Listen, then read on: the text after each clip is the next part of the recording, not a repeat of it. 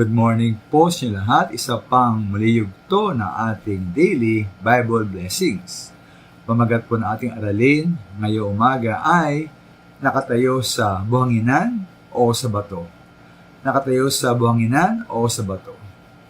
Kailan po ako ay nakapanood ng isang dokumentary tungkol po sa mga lindol sa iba't ibang bahagi ng ating mundo.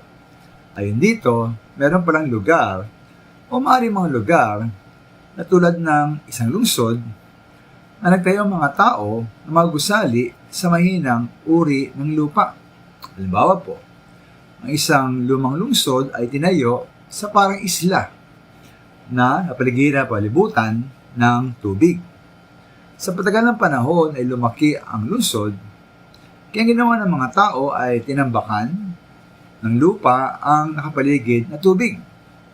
At doon tinayo ang mga dagdag na magusali. Bit malinaw mga minamahal na ang lupang pinagtayuan ng mga gusaling ito ay malambot na parang jelly.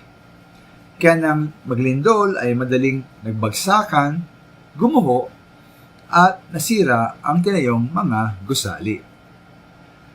Ulpit na lang mga minamahal ang sabi ng Biblia, binanggit ng Biblia, sa Matthew 7:26-27. Puro sa taong nakinig ng mga salita ng Panginoong Hesus, ngunit hindi ito sinasagawa. Siya tulad ng hangal na nagtayo ng kanyang bahay sa buhanginan. Nang umula ng malakas, bumahat at binayo ng malakas na hangin ng bahay, ito ay bumagsak at lubusang nawasak. Kaya po tayo mga minamahal, saan kaya nakatayo ang bahay ng ating buhay? Sa buhanginan?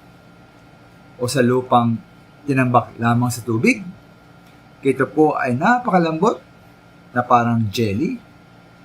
At kapag dumating ang lindol o ang malakas na hangin ng mga pagsubok, kahirapan, karamdaman, mga problema o pag-uusig, matili kayang nakatayo ang ating bahay?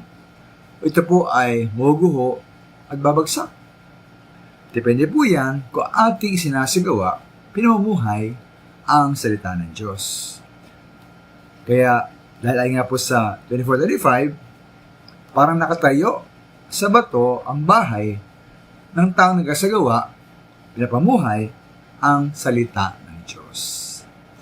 Kaya na ang tanong po rito, di bang sinasagawa?